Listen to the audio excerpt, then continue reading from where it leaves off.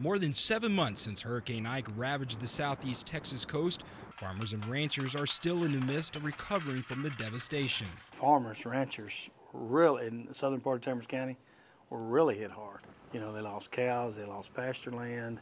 They had just a massive amount of debris that was left. An estimated 80 acres of debris is just one of dozens of challenges producers out here are facing. After several weeks of being submerged under salt water, pastures and rice fields are struggling to recover. It looks like you took a soil stirlant and just sprayed the ground with the soil stirlant because nothing is growing there.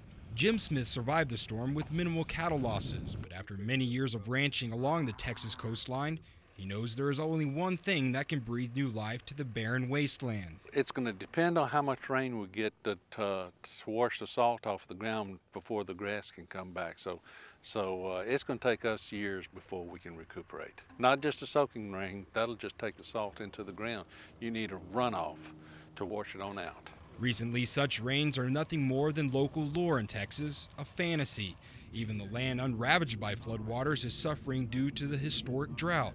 Inadequate pasture land is forcing ranchers like Smith to ship cattle off to market.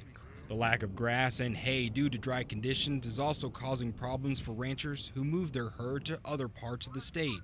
But as always, ag producers work to stay positive, finding the good in a bad situation. It serves a little bit of a blessing for the debris cleanup and getting some of these fences rebuilt, but at the same time, if we don't get any rain, we can't flush the salt content out of the soil. We need the rain, but at the same time, it's a little bit of a blessing to get out here and get a little bit of work done. Such work, like rebuilding countless miles of fence, is being done by a steady stream of selfless volunteers. I come down with 20 Amish out of Middlebury, Indiana. That's west of me, about 70 miles. This head of this crew, his father has a fence building business in Indiana. We're going to stay 10 days and do all we can, try to help these people.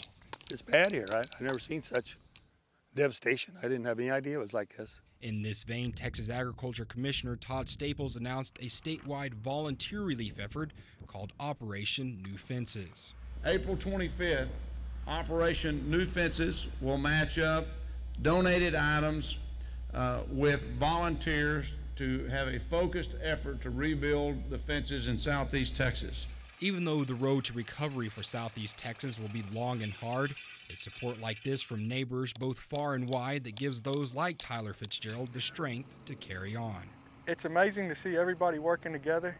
As soon as you think that there's no kindness left in humankind, you see people come out, give money, give their time, and they don't ask anything in return.